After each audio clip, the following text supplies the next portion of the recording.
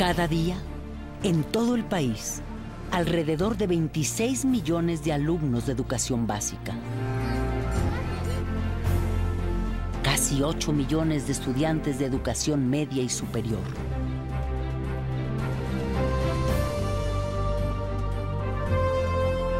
Y 2 millones de maestros de todos los niveles protagonizan la hazaña de la educación pública mexicana.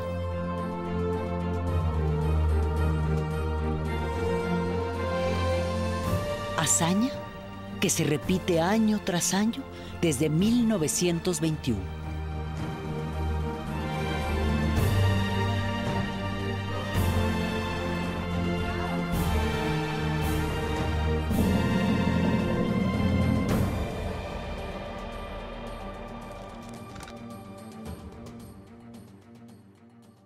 Que pues yo no soy millonario para dejarles su futuro asegurado.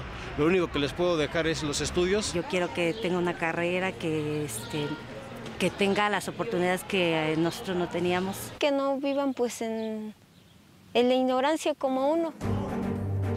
Sus diccionarios, ustedes quiero... El pilar de este esfuerzo a lo largo de los años ha sido el artículo 3º constitucional surgido en 1917. La educación que imparte el Estado debe ser gratuita y laica. 2 principios de ejercicio democrático que han contribuido a la formación de millones de trabajadores, técnicos y profesionistas en todo el país durante décadas. Tener el servicio educativo, que los chicos asistan a la escuela, que permanezcan en ella y que concluyan sus estudios cuando debe ser, pues se dice muy fácil, pero conseguirlo es muy complicado, ¿no? En la educación gratuita y laica no se distinguen diferencias sociales, económicas, de raza o religión. Es también sinónimo de respeto a las creencias religiosas que cada individuo, cada familia, tiene derecho a ejercer. Conejo. ¿Cómo puedo dar una clase si mi religión no me lo permite? No podría ir un niño con una religión diferente a una escuela, digamos, católica o cristiana o lo que sea. La escuela atiende a todos y debe ser respetuosa de las creencias y de las no creencias de todos. Porque siento que una cosa es la religión por un lado, eso se lo tiene que dar la familia, y la educación junto con los padres en la escuela. Y me gusta la pública por eso. En 70 años, pasamos de la primaria obligatoria a que también lo fueran la educación preescolar y la secundaria, bajo el concepto de educación básica. México tiene la tasa de cobertura de educación preescolar más importante del planeta. Y eso no lo dicen en los críticos de la educación. Recientemente el Congreso de la Unión aprobó que sea obligatoria la educación media superior o bachillerato a partir del año 2013.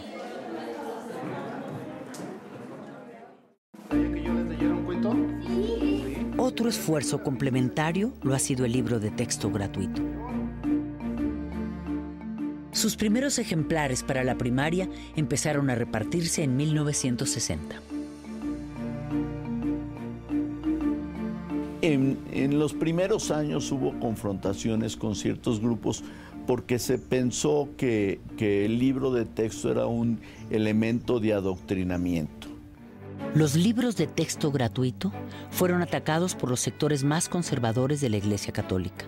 Algunos empresarios de las industrias del papel y editoriales, los grupos más extremos del Partido Acción Nacional y organizaciones de padres de familia vinculadas al clero con el pretexto de que eran doctrinarios e incluso comunistas.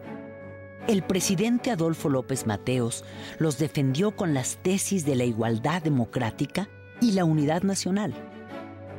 Para constituirnos como mexicanos, debíamos compartir una historia, un territorio, una cultura.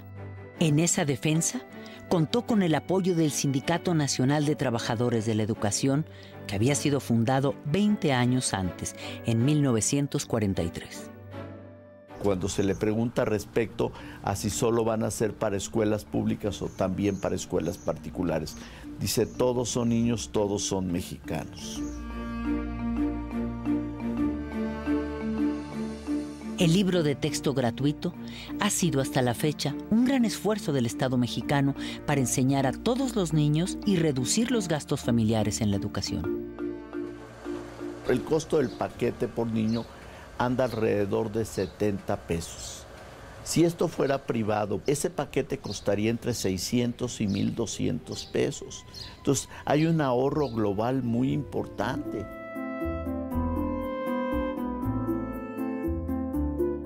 La escuela pública mexicana, la universidad pública, han sido el semillero de quienes han luchado por la transformación de México, entre quienes se encuentran personajes de gran trascendencia, hombres y mujeres como Octavio Paz, Premio Nobel de Literatura, Alfonso García Robles, Premio Nobel de la Paz, Adolfo López Mateos, maestro, presidente de la República.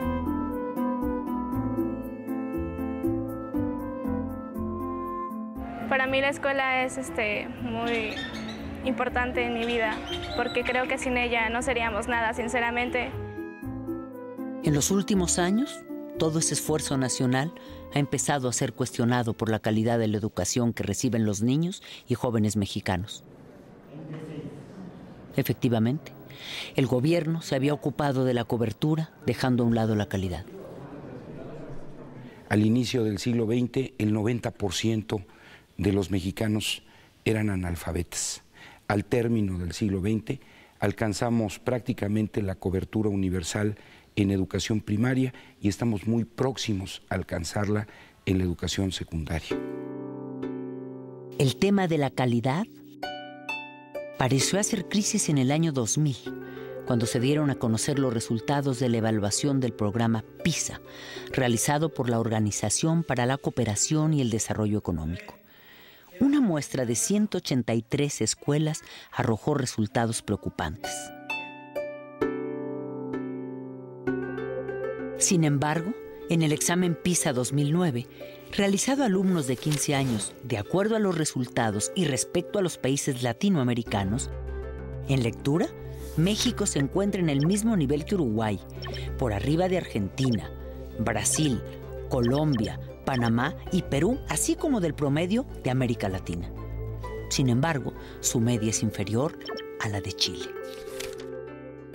En ciencias, México tiene un desempeño superior al promedio de América Latina. En matemáticas, México se ubica solo por debajo de Uruguay, al mismo nivel que Chile, y supera el promedio de América Latina. Sí, también es cierto que estamos muy lejos de los de arriba, Shanghái, China, Hong Kong y Corea del Sur. En los últimos años se ha impulsado mucho la política de evaluación. O sea, en el sentido de identificar dónde tenemos los problemas, aunque en realidad todavía nos cuesta mucho trabajo aceptar muchas cosas, ¿no?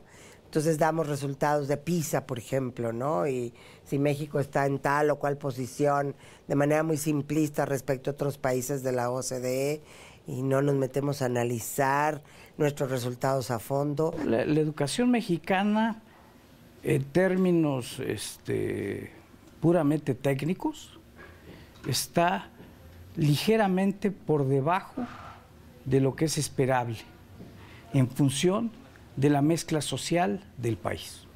Un país inequitativo, de las dimensiones de la inequidad de México, ¿qué querían que obtuviéramos en PISA? No evalúes solamente el resultado de enlace, evalúa también el tipo de relaciones, el tipo de procesos, todo lo que se vive en una escuela, para poder que tengas una evaluación integral. La calidad educativa, para ellos es importante la calidad educativa, pero ellos no se dan cuenta de todos los problemas y carencias que hay dentro de un salón de clases, ¿no? Desde el alumno que a lo mejor su mamá no tiene para traerlo a la escuela, desde el alumno que viene arrastrando con las problemáticas de los papás y que llegan a la escuela llorando y maestra me pasó esto. Entonces, ¿cómo voy a pedirle yo al niño que aprenda de la misma manera que un niño que tiene a sus papás con ellos, que no tiene carencias? Más 14. Hay mucho trabajo detrás de cada cantidad. Entonces me gustaría más que centrar a esas escuelas y ver que a veces un 6 en un alumno implica un reto muy grande. Y para los de fuera decir un 6 dices panzazo, pero desde dentro ese 6 es más que un 10. 11. ¿Ese resultado? Entonces vámonos con la otra. ¿Qué operación tienes que hacer? ¿Qué operación tienes que hacer? ¿Una qué? Resta. 18. Otra más. 6 más 14.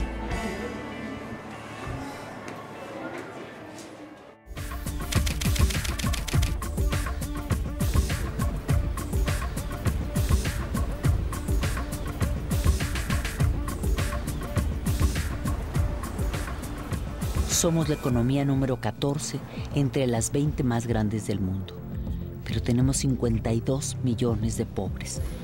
Una pobreza que ha ido en aumento. Tenemos todavía una sociedad muy desigual, condiciones de pobreza en más de 50 millones de mexicanos, y esta pobreza alcanza desde luego también a muchas regiones, a nuestros niños y a nuestros jóvenes que se están preparando. La educación mexicana es fiel reflejo de la conformación social y económica del país. Es un fenómeno estructural, no es un fenómeno aislado. O sea, la desigualdad social ya existe y la educación o el sistema educativo no ha tenido la capacidad, ya no digo de revertirla, que eso sería lo deseable, de frenarla. Las niñas que vienen así con la pancita vacía, por eso fue de que nuestro director y nuestro subdirector se empeñaron en pedir un desayunador al municipio porque nuestros niños se desmayaban en los honores, se dormían en las bancas y el maestro nos decía, es que hay muchos niños que no comen porque unos vienen de lejos. Según el promedio nacional, los mexicanos tenemos un ingreso de 11,400 pesos al mes. Esta cifra esconde la enorme desigualdad que hay entre el 10% más pobre, que gana apenas 2,040 pesos, y el 10% más alto, que obtiene ingresos de 44,000 pesos mensuales o más, mucho más. El 70% de la población tiene apenas el 30% del ingreso que se produce en el país, mientras que el restante 30% tiene con enormes saltos el 70% de ese ingreso.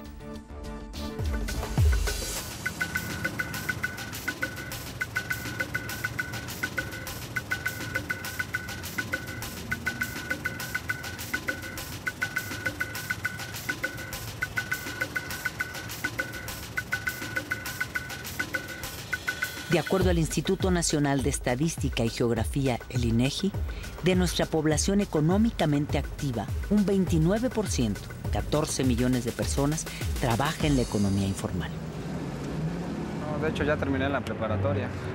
Yo siento que no tuve beneficio alguno, porque pues sigo aquí todavía. Yo pensaba que a lo mejor era más fácil conseguir algún trabajo, pero no hay nada. He buscado a ver de qué encuentro. Por ejemplo, he sido chalán de albañil, he trabajado en tortillerías, imprentas, y no, es poco el trabajo. Sí, ni para estudiar, porque como le digo, pues no contaba con el dinero que necesitaba. Poco más de 45% de la población de 15 a 19 años de edad no estudia. La segunda cifra más alta entre países de la OCDE. Para estudiar pues tiene uno que tener los recursos, ¿no? Y las posibilidades, cosa de que muchos no tenemos. Dejé de estudiar porque pues necesitaba trabajar también, ¿no? Pues porque no, yo estaba estudiando pero pues ya no y pues es muy difícil, ¿no? Yo terminé la secundaria y esperé un año para entrar a la prepa y en ese año estaba buscando trabajo como técnico en contabilidad y bien poquito acá. Y como le digo, no, nada de prestaciones, nada de eso, nada. Mucha gente que cree que prefiere decir, no, pues mejor me voy a la calle a vender dulces, ¿no? O a limpiar parabrisas, porque pues ¿de qué me va a servir estudiar si después no voy a encontrar trabajo? Sabemos que hay programas compensatorios, pero estos no llegan a toda la población que los necesita y sus montos no resuelven el problema. La deserción empieza con las carencias en el hogar.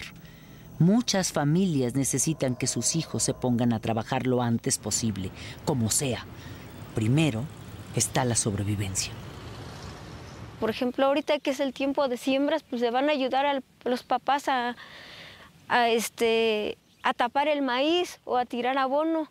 Mis padres me dicen que le eche muchas ganas, que puedo salir adelante.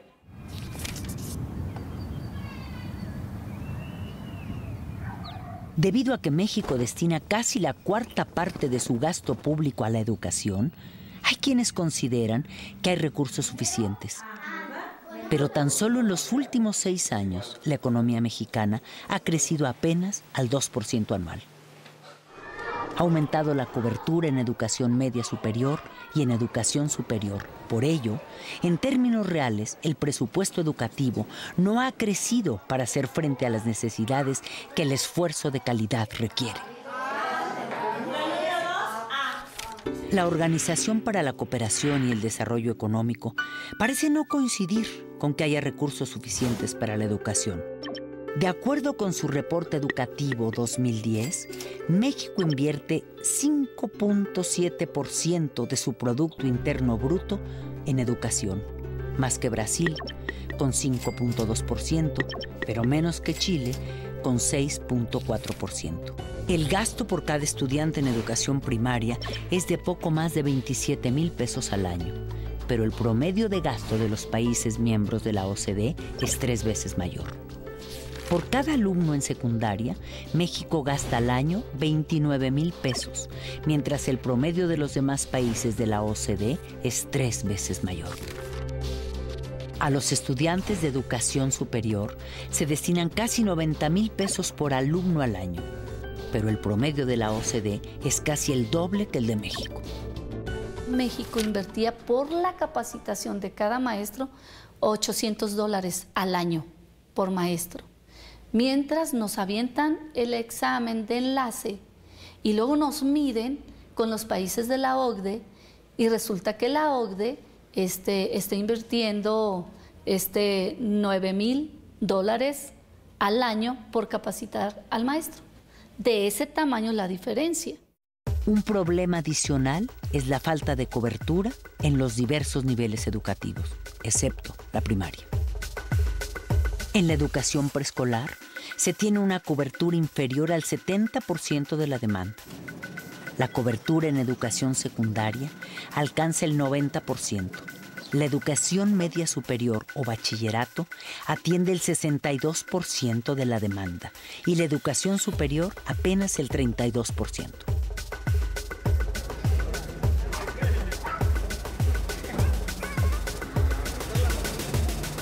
Las opciones se las dan a otros y no entran casi todos.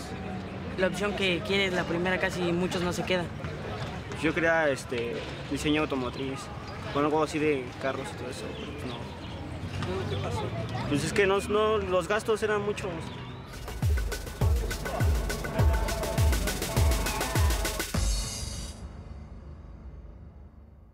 Para poner en perspectiva los recursos que invierte el Estado en educación, es necesario recordar que el rescate bancario emprendido en 1995 equivale actualmente al 13% del Producto Interno Bruto. Su monto asciende a 1.7 millones de pesos, cantidad equivalente a lo que, de acuerdo al presupuesto de 2011, el gobierno federal destinaría a los programas de combate a la pobreza en los próximos 60 años. Y una de las cosas que el Instituto Nacional para la Evaluación de la Educación ha ido mostrando cada vez con mayor contundencia, con datos duros, es que hay una tendencia a ofrecer servicios educativos más débiles, más frágiles a las poblaciones que están en condiciones sociales y económicas también más débiles, más frágiles. Aún así, en todos los espacios escolares hay maestros que se esfuerzan por enseñar lo que pueden y cómo pueden, a veces en contra de muchas adversidades. La mayoría de los que trabajamos aquí somos, podríamos decir que iniciadores. Llegamos cuando esta escuela prácticamente eran salones de lámina, y pues gracias a la labor que han hecho los compañeros maestros en base a su trabajo, gracias a que nosotros hemos estado tocando puertas para solicitar el apoyo, sobre todo en la infraestructura, para la construcción. Ahorita vemos una escuela, pues a mi parecer muy bonita, porque ya contamos con salones, con la dirección, con el aula de medios, pero que en un tiempo no existía nada de eso. Yo tengo 2 años aquí ya en esta escuela, y en esos 2 años lo que hemos hecho es construir el drenaje, porque ni siquiera existía un drenaje aquí en la institución educativa. Construimos el drenaje y, le repito, la iniciación de nuestra barda perimetral, donde ahorita llevamos aproximadamente 90 metros lineales.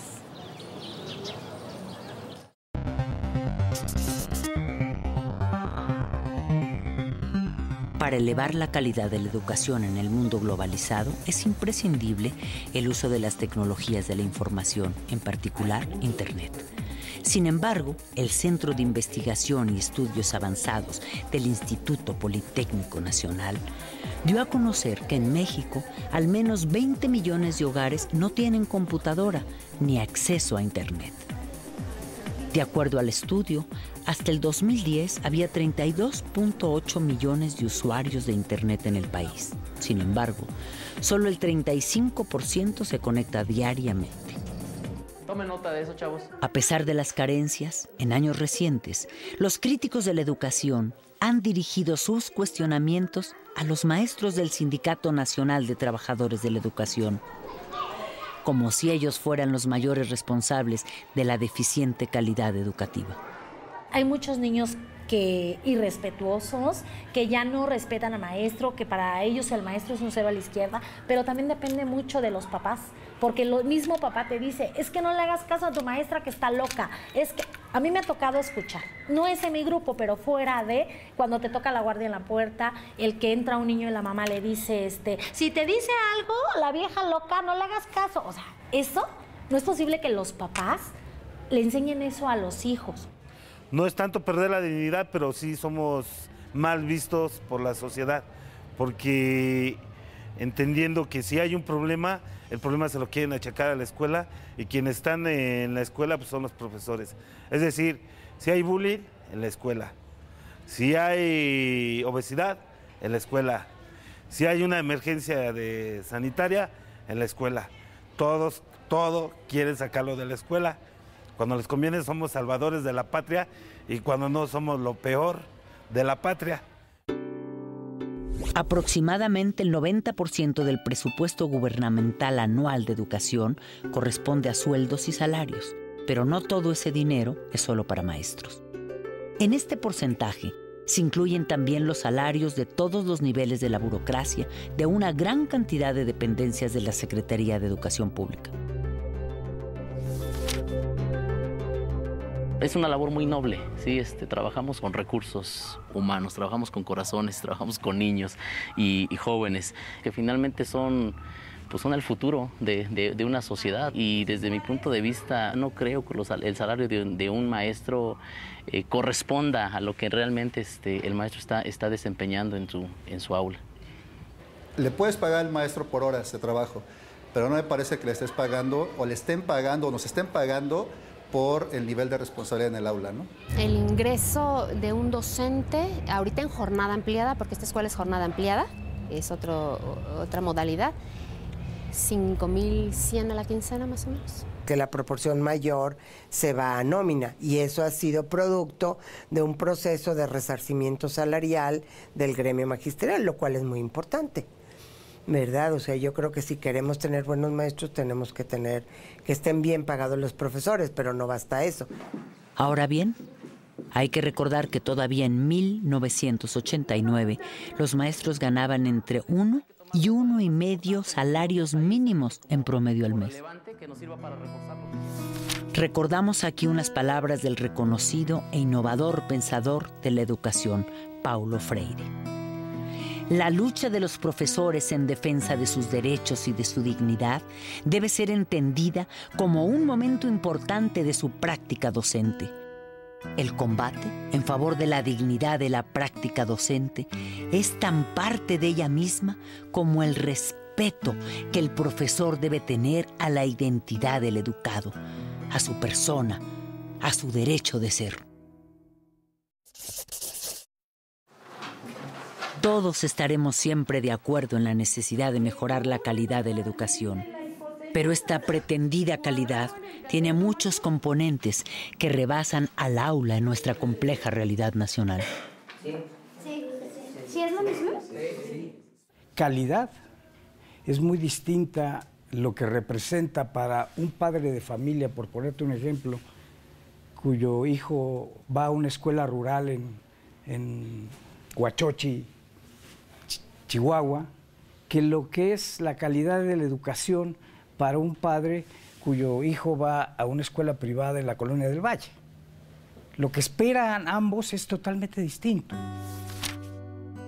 Desde 1991, el CENTE propuso programas prioritarios de mejoramiento de la calidad, como la lectura y la escritura, matemáticas, computación, razonamiento básico en ciencias naturales y la cultura cívica.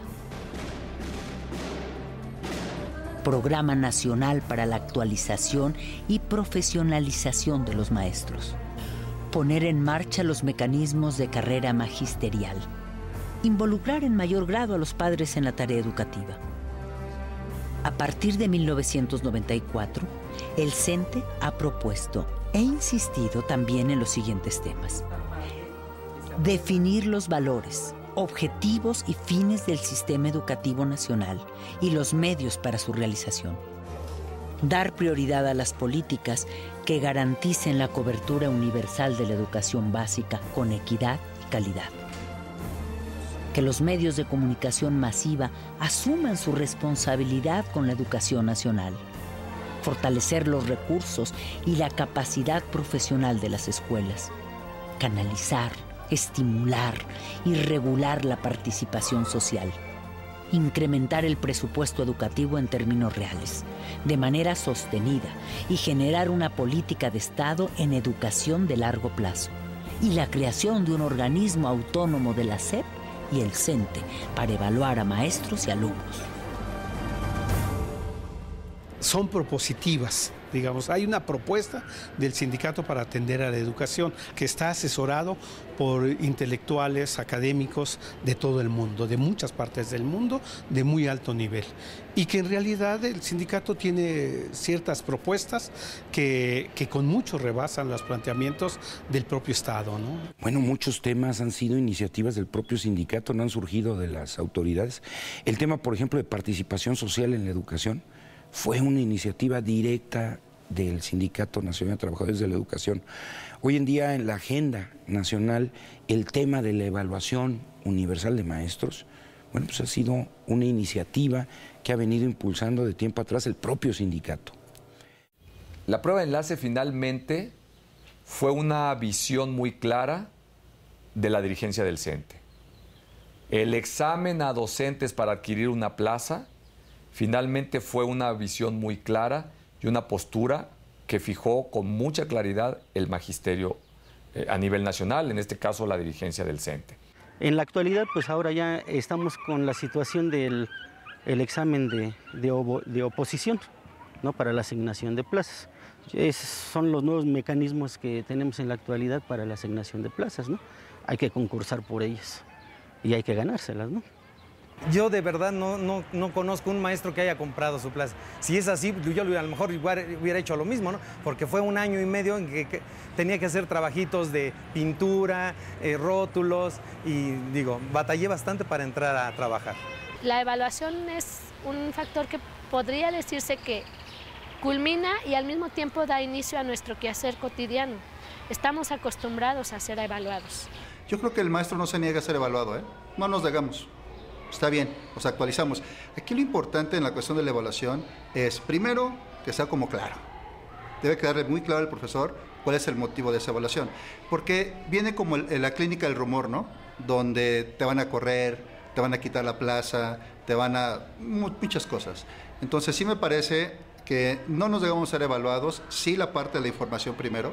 Debe quedar claro en qué consiste la evaluación, para qué se te va a evaluar y cómo se te va a evaluar. Y digo yo, bueno, si va a ser para mi bien, pues adelante, ¿no? Yo para ver en qué tengo yo que mejorar, o en qué estoy bien y qué es lo que me hace falta. Yo creo que después de la evaluación que estamos en este momento instalando para nuestros maestros, tendrá que venir la evaluación también de las autoridades, incluyéndonos quienes encabezamos estas tareas a nivel estatal, porque todos debemos estar sujetos a ese balance y a esa rendición de cuentas ante la sociedad.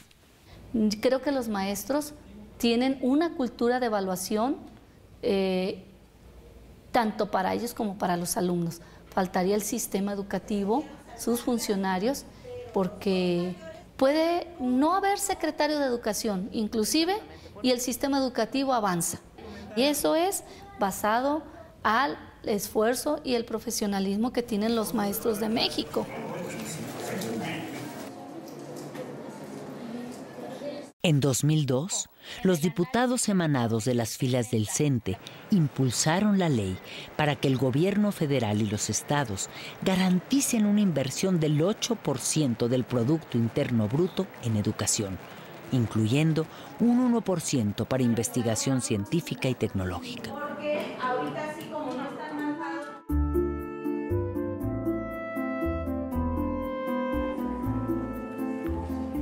También iniciativa del CENTE ha sido el programa Escuela Siempre Abierta, iniciado en 2008. El CENTE planteó la necesidad de que las escuelas públicas se abran a la comunidad, amplíen sus horarios de atención y promuevan la participación de los padres de familia para contribuir con el desarrollo integral. Escuelas de tiempo completo es una propuesta para que los niños puedan aprender en ese tiempo extra de que no son clases regulares, puedan tener otras habilidades, puedan adquirir mayores habilidades acerca de la lectura, la pintura, la música, esas habilidades que muchas veces no nos da tiempo en clases de tiempo regular por la premura de cumplir con un programa establecido. La Escuela Primaria Centro Urbano Presidente Alemán es una escuela de jornada de tiempo completo, que su horario implica es de 8 a 4 de la tarde. Aquí los niños tienen la ingesta de alimentos después de la 1 de la tarde y tienen sus actividades del programa de escuelas de tiempo completo.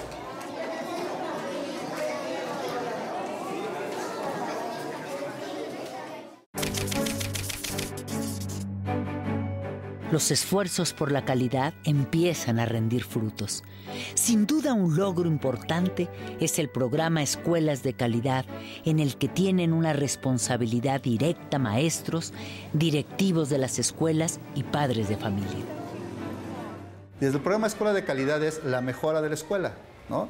Partir de un diagnóstico, partir de necesidades específicas del aula, de la infraestructura, de la capacitación de los maestros, y a partir del diagnóstico elaborar un plan de trabajo que vaya favoreciendo o beneficiando para mejorar las necesidades, ¿no? El primer resultado que yo pudiera decir es que la escuela planifica. Ese es un gran cambio. El hecho de que la escuela planifique, estar consciente de dónde está y visualizar cómo quiere estar a 5 años, es un gran avance. Si el centro lo traslada a la escuela, donde están los alumnos, que son nuestros principales usuarios destinatarios, donde están los profesores, los principales actores del proceso educativo y los directores que lideran que ese proceso educativo suceda. Para participar en este programa, los directivos, maestros y padres de familia diseñan su programa estratégico de trabajo y lo proponen a la SEP, quien lo autoriza para darles recursos adicionales. Esto hace que nos esforcemos un poquito más precisamente para lograr ese objetivo que tenemos en preparar mejor a los jóvenes, desde los pequeños hasta los jóvenes. El resultado del plan de trabajo escolar es evaluado cada año por la SEP. Hasta ahora, son una minoría las escuelas que participan en el programa, poco más de 45,000, pero van en aumento. Sin embargo, de nueva cuenta, algunos sectores empresariales y sociales han emprendido un ataque sistemático contra los maestros, intentando hacer que la sociedad los considere los culpables de la calidad educativa que se tiene. El interés por buscar la forma de privatizar la educación como una forma de llevar la educación al mercado, que es la tendencia en un régimen que está guiado por el libre mercado y el neoliberalismo, ¿no? Buscar que aquello que es función del Estado sea función del mercado y obtener la ganancia que corresponde, ¿no?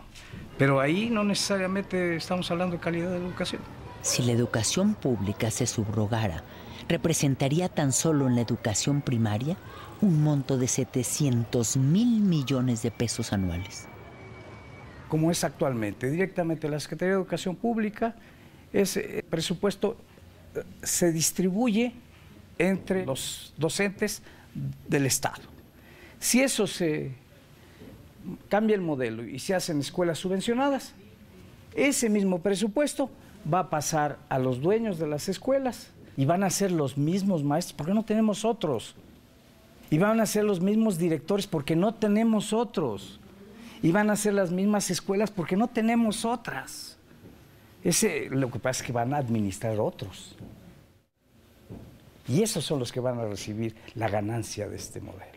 Hasta ahora, a pesar de todos los estímulos que recibe, la educación privada solo atiende a poco más de 12.9% de la demanda educativa a todos los niveles.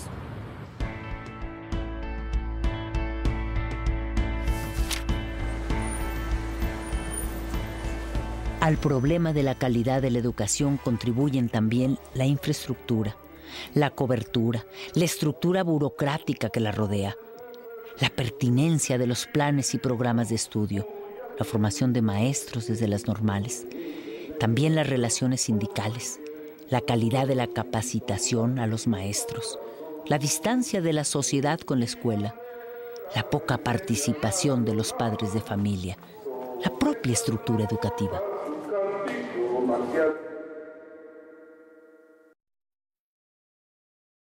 Tenemos que recuperar el respeto por la escuela. El sistema educativo no se cae porque hay decenas de miles de maestros que hacen bien lo que tienen que hacer con lo que tienen. Ojo. Hoy en día, el maestro es pisoteado por todos. Padres, autoridades, entre nosotros mismos. Hemos perdido, los niños obviamente, ahora los docentes, creo yo, están considerados como nanas de los niños, o es como los padres quieren verlos. Nos están dejando la responsabilidad a nosotros de la educación de los niños, y la educación se da en casa. Aquí vienen a aprender conocimientos y otro tipo de cosas. Sin duda, hay un amplio interés por la calidad de la educación y un debate permanente al respecto. ¿Cómo ponernos de acuerdo en los cambios estructurales que se requieren? ¿Cómo lograr una reforma educativa de gran calado?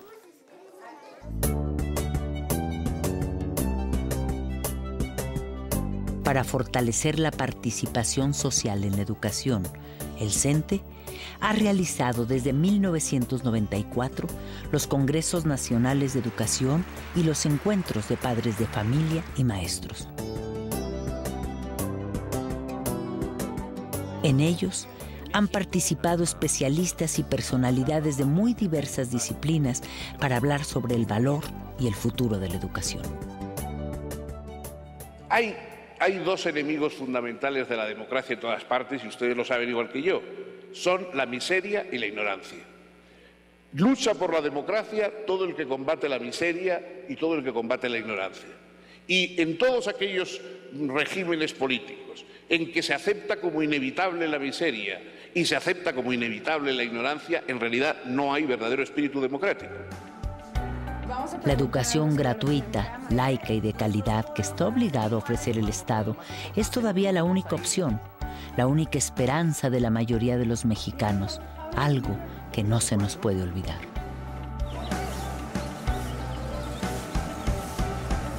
De ahí que la profunda transformación que la educación reclama dependa de que todos estos actores cobren conciencia de que con su participación creativa y constructiva estén dispuestos a encontrar las coincidencias para lograr objetivos compartidos.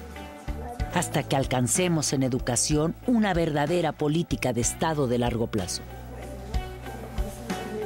Y el mejor logro está por llegar. Porque todavía sucede en este país, esperan al maestro con ansia en algunas comunidades, de aprender un poquito de algo que ellos tienen derecho, que es el conocimiento universal. El único servicio que puede llegar a todas las comunidades por parte del gobierno es la educación.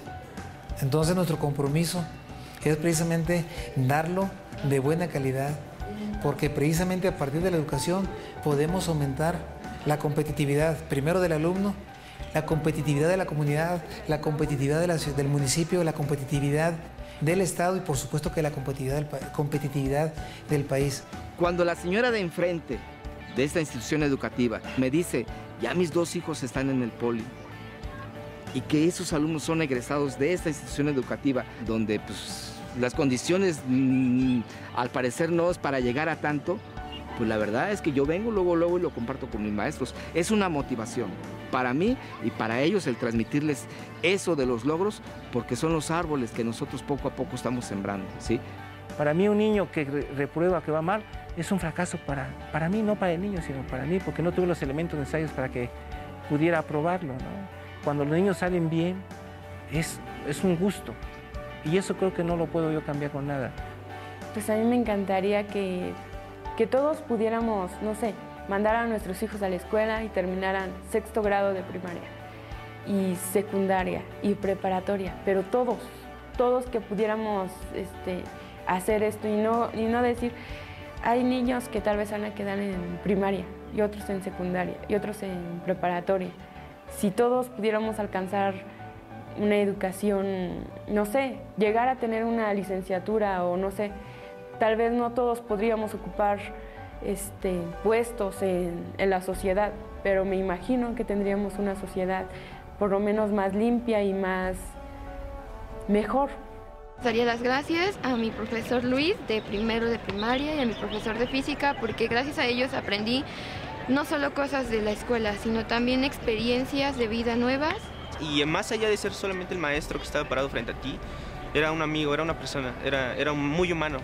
Yo me siento feliz de haber estado aquí en la escuela pública y pues sí, siento que esto me impulsó a llegar a la UNAM, porque bueno, de cierta forma aprendes muchas cosas, no son tanto los conocimientos, sino cuestiones de otros aspectos, no éticos, cuestiones de vida. Yo creo que sí tengo mucho que agradecerles y finalmente el fruto de todo eso es que estoy aquí en la universidad, en Ciudad Universitaria y en la UNAM, ¿no?